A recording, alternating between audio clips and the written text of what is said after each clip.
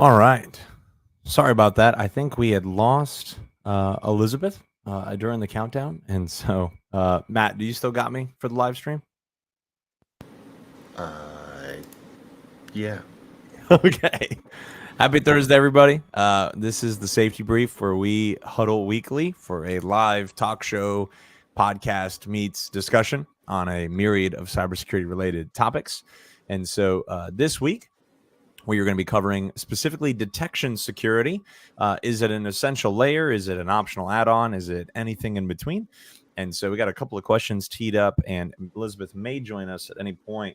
And with that, we will begin. So first and foremost, Matt, we got the first question. If you want to lead off, by all means, and then we can kind of go back and forth.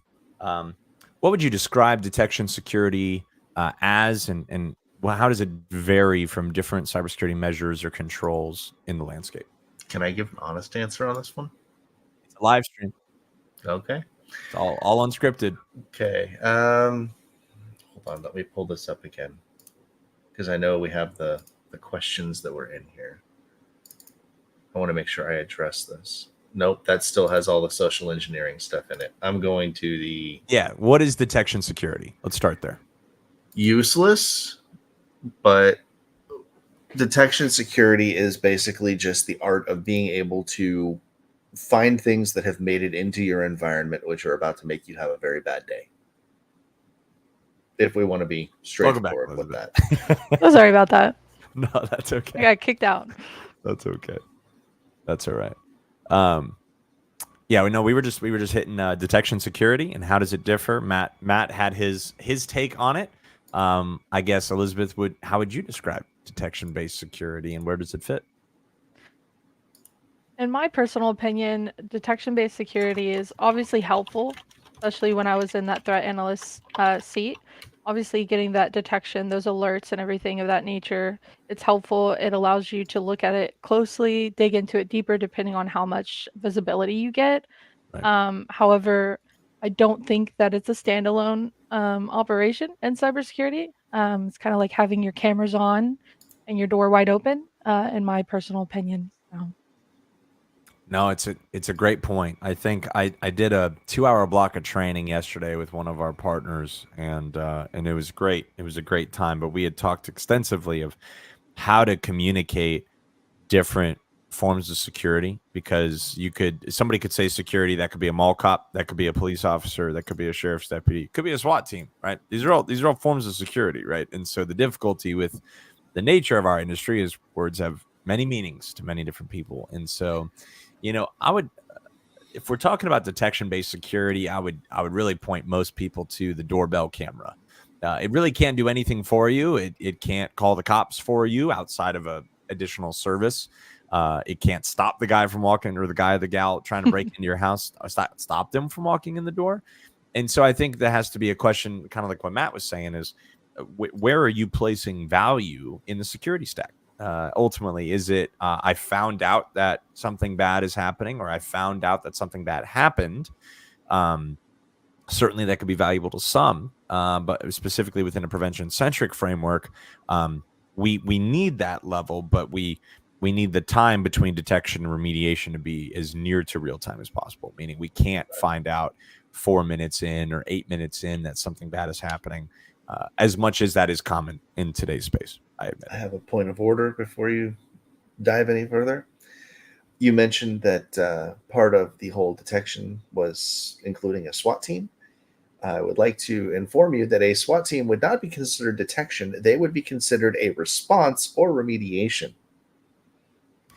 Yeah, the reference was defining the word security and that there's various forms of security.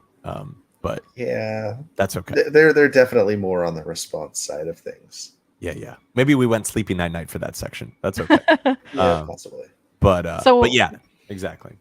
So with that being said, like in your professional opinion, can detection security be considered a standalone layer of protection, or should it always be paired with other protection efforts or other security layers in your stack? Because we do see a lot of companies where they only offer detection and response. Like, we saw this in your environment, here's how to respond to it. But they don't stop anything. There's no locks, there's no preventative care. It's just, hey, by the way, there's someone at your front door that's armed. That's it. That's Um, because of assumptions.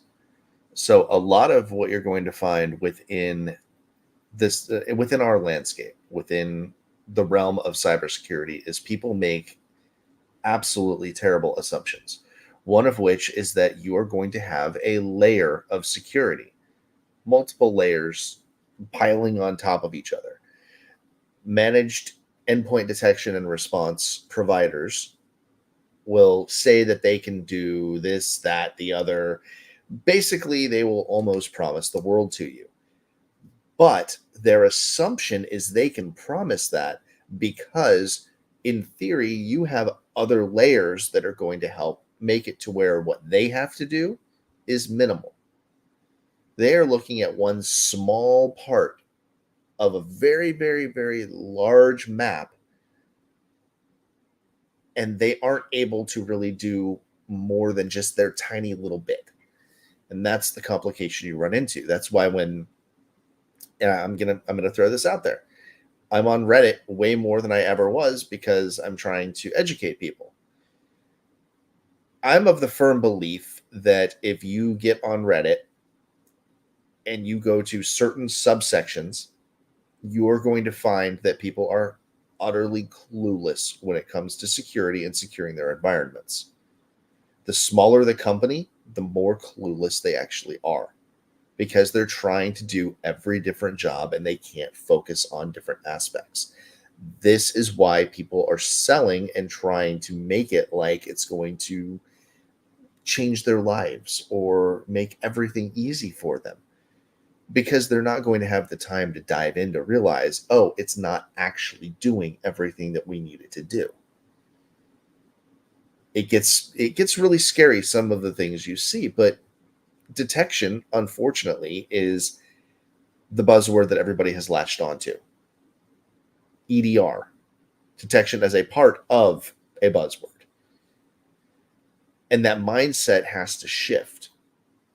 But unfortunately, it looks like the only thing that's going to shift that mindset is something actually happening to those relying only on detection before they realize something else needed to be done in order to keep them safe. You look at your firewall. What is your firewall doing? It's not just detecting. Your firewall actively denies certain things. That's a level of Elizabeth disappearing prevention. We do not offer that service, by the way, just in case anybody is wondering. Um, but firewalls are actively preventing things. They're not just detecting. Yes, they will detect. They will let you know that there is something that is going on. You can use those alerts to piece together different bits of an attack that may be trying to materialize in your environment.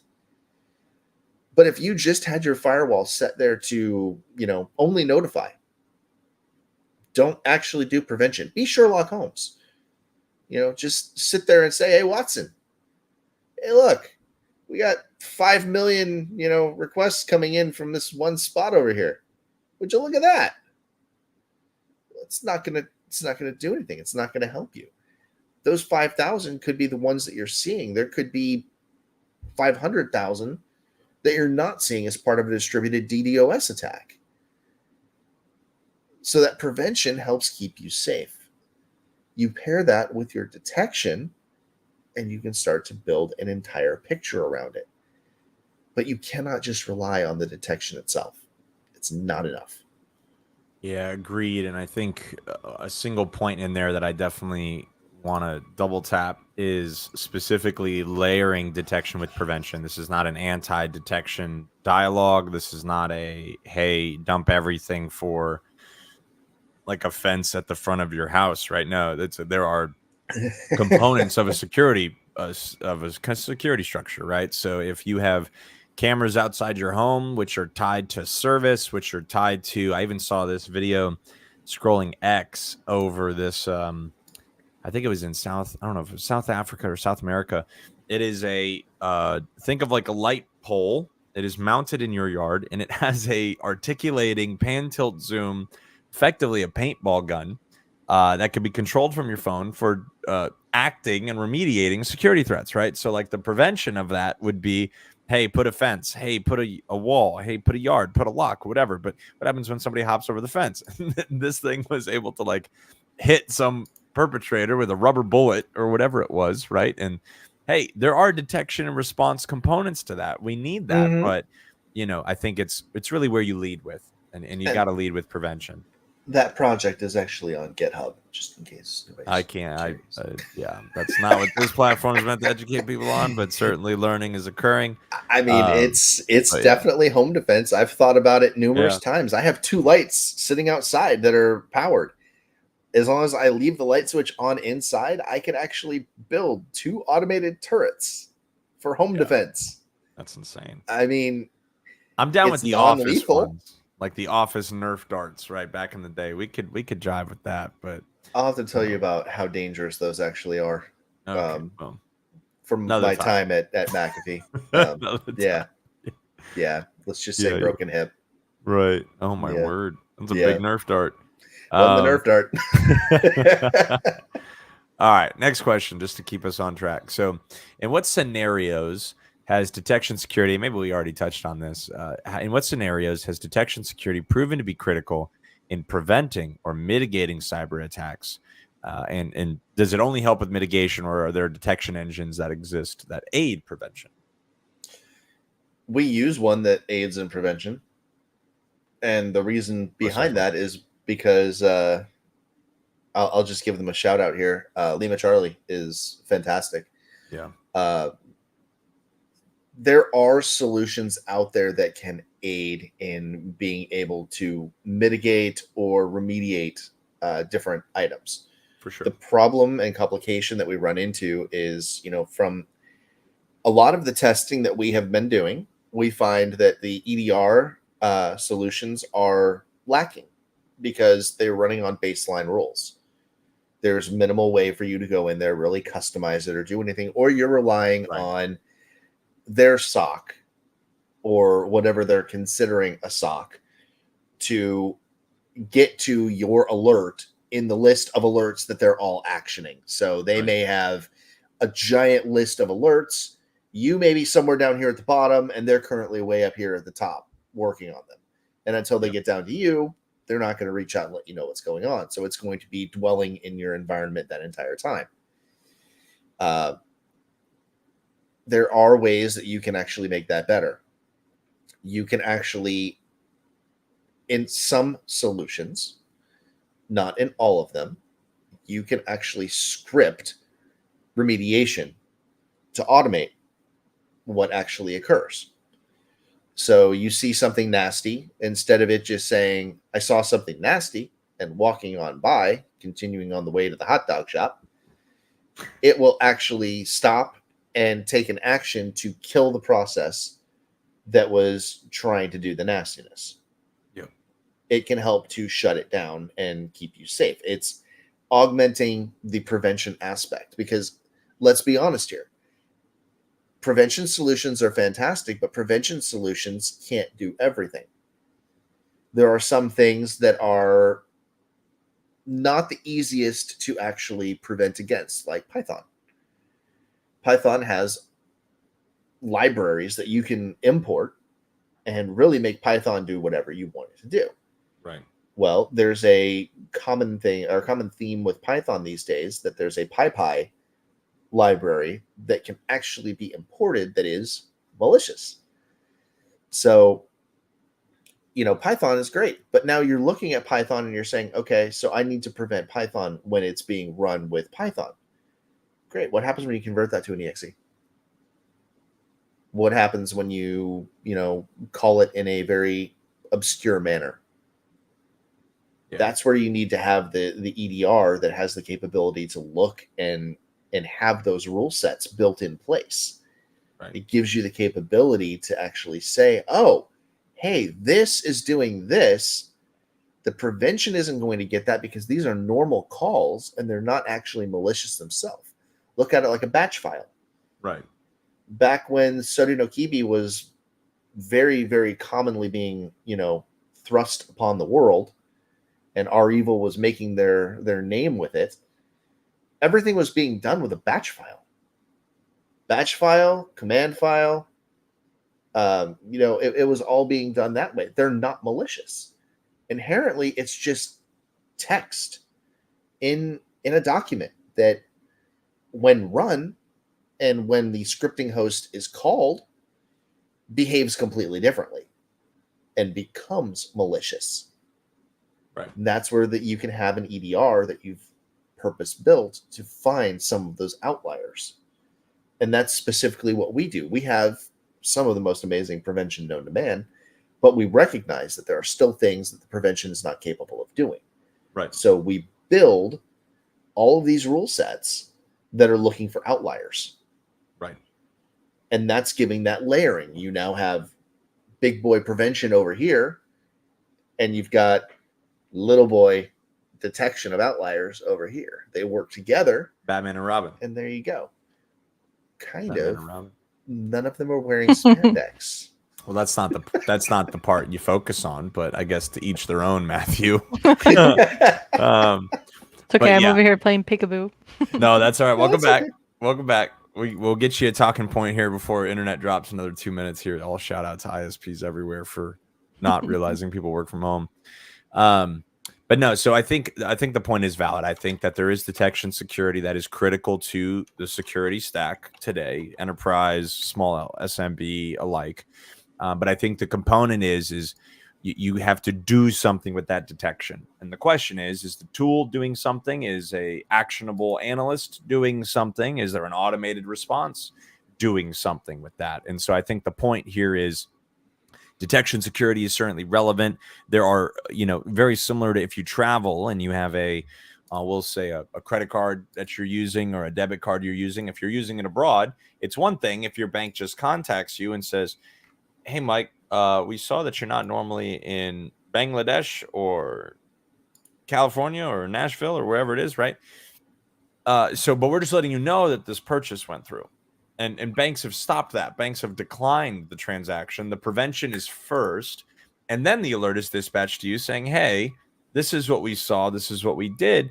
If you think this is a sanctioned transaction, go ahead and rerun it or let us know or say yes or no, right? And so we're seeing security start to favor prevention first, interruption sometimes, certainly along the way with prevention, but we can't just do the detection piece, right? There's so much damage that can be done in such a short period of time. And so I think that's where we're talking about. It is an essential layer, but it can't be the tip of the spear. I think it's kind of the thesis of this discussion. So all good feedback. So Elizabeth, I'll give you this one. How do real-time detection systems specific to cybersecurity contribute to reducing the time to respond, right? Because in cybersecurity, we have two very common acronyms or KPIs. It's the mean time to detection and mean time to remediation. How does detection contribute to that quicker response time? Yeah, I think that's a great question. And just, some websites we were looking at earlier today, I think someone had put on their detection time like 4 minutes or something along that line. So when you think about that deep down, how much malicious activity can take place in 4 minutes before you're Right. detected? And then once you get that detection email, if you have staff on hand who know how to handle the detection of that threat, what kind of damage is done in between that time? So Right. obvious real-time detection is nice because you want that detection right away as soon as it happens. Just like at your doorbell, you don't want to know that someone rang your doorbell 10 minutes ago. You want to know that they ring Right. it right now. But I Right. think where a lot of companies fall apart is even with that real-time detection, they don't have the knowledge to handle the detection in place. Kind of like one of the biggest things that I'll always remember is my interview with Blockworks. I think Mike Tarango stated we sell the samurai and the sword. So Right. not only do we have the tool, but we also have the people who know how to utilize the tools and react. So I think detection is really important, especially having it right away, but knowing what to do with that actual event is also extremely important because the time is ticking and there's a lot that can be done in 4 minutes. Mm-hmm. Most definitely. And I think to your point about the alerting, like, yeah, we not only need to know that somebody's at our door asking for us, either ringing the doorbell or dropping something off, hopefully not taking something, but even more Mhm. so why we have security. I see a lot of security solutions out there, and a lot of our partners that come to us are my current security system certainly tells me when somebody's at the door, but I get about 60,000 notifications a day that a leaf fell on my roof. And it's these false positives, these inundated with thousands of alerts that, okay, thank you for letting me know a leaf fell on my roof, but I think number one, we're going to survive. Number two, there's nothing I can do about that. Right, like minus cutting down the tree. And three, it just doesn't have value. It just doesn't have value. And so for those security analysts having to navigate a wide variety of alerts, could be failed login one time, one user, geographic location is good, or hey, we're seeing a failed login, a failed MFA 5 times, and accounts locked, right? And so that being said, detection can definitely come in different shapes and forms and different frequencies, for I think sure. it's also important to note that human validation aspects because alert fatigue is real, and I've fallen victim to that with my own Ring doorbell. And Right. during Christmas time, people going down the streets and receiving packages, I turned off my notifications, and I had someone steal a package. Yeah. But that begs the same question that I stated before. Even if I did get that notification, what was I gonna do? Run out Right. there, myself, "Hey, give me We're back already my got it. package," That's right. like, there's nothing Right. I could have done, so, The yeah, Grinch stealing it's really Christmas. important. What can you do Yeah. about him? Yeah, that's funny. So So I there are a guess lot of Oh, sorry, go ahead. no, no, no, no, no. Finish the thought. I was just gonna say, so there are a lot of risks associated with relying too heavily on detection security Correct. for overall security. So what should organizations be cautious of? Yeah, I mean, organizations certainly be cautious of complacency, but really taking and again, we talk a lot about prevention. We talk a lot about a higher aim as it pertains to what our mission is in cybersecurity. That isn't to say that it's all optimism, no realism. We understand realism. We understand that the real situation is you deal with the budget you have, the tools you have, the OS operating systems that you have deployed in your environment, sometimes needed for certain applications, but to really not be complacent with a detection only approach. I think there are ways to, like Matt said, automate certain workflows, but there is a number one, there is a perception to manage with users around what is your cybersecurity strategy. What would we rather prefer, Mr. and Mrs. whoever working in accounting or finance or whatever? Like, we would rather prefer you have a tough time logging in for 10 minutes and then contacting us and getting in than having no such interruption ever present itself and now the whole company's down and can't work, right? And so I think there has to be a cognizant hearts and minds discussion inside the organization, which, IT is often attributed to being the bad guy, right? Like, hey, they're always trying to do this on my machine, they're always interrupting me, they're deploying this new security software, it's getting in the way, I don't want an MFA, wow, wow, wow, wow, wow, right? Like, no security for me, right? Or for thee, but not for me, right? And so the difficulty is there has to be a perspective shift inside the organization. I'm talking personnel wise, that users would embrace this and ask about this and absorb this strategy rather than it be all a negative association, right? And I get that there is interruptions. There certainly are. But I think there is a component that has to be considered that is that 8-minute interruption, the lesser of two evils when it comes to a company-wide breach, right?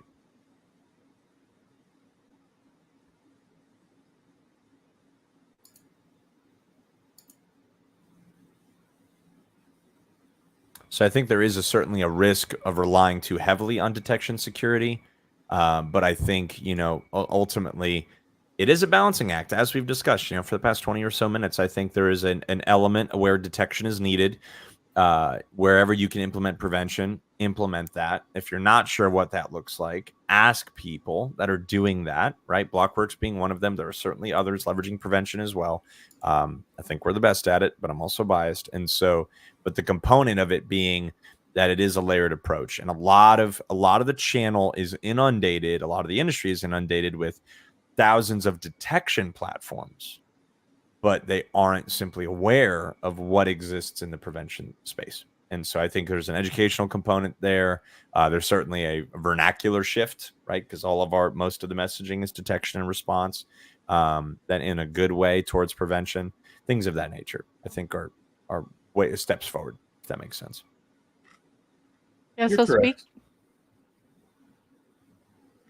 speaking of a balancing act, how can organizations balance the investment between detection technologies and other cybersecurity measures, like prevention and response? Is there a recommended approach if you can't afford one but you can't afford the other? How do they navigate that and balance it?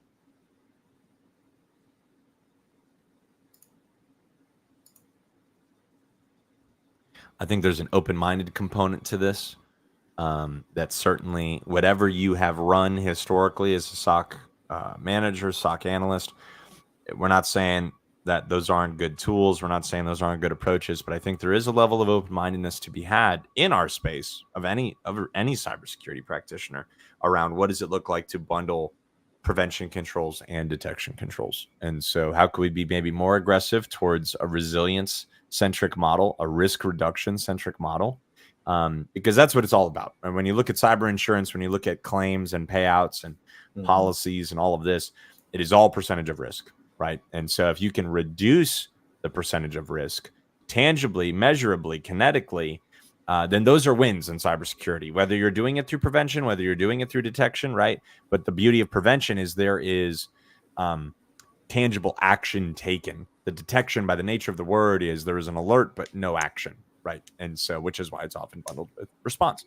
And so, as an example earlier, Elizabeth, what we were looking at was a 4 minutes mean time to detection.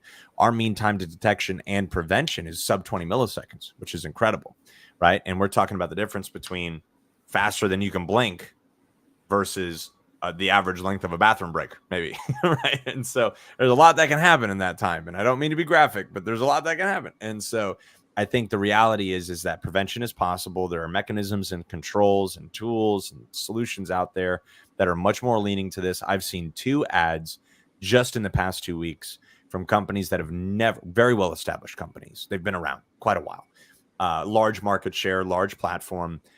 They've never made any claims on prevention. In just the past 2 weeks, I've seen vernacular and verbiage used on prevention. So I think the cause is gaining momentum. I think people are slowly realizing that, hey, there is more we can do without introducing excess interruption to the user. But I think it's got to catch on, like you said, with preventative medicine. A lot of it is going to involve the old guard not being the old guard. Many people are very much set in their ways. It's along the same lines of people wanting everybody back in the office.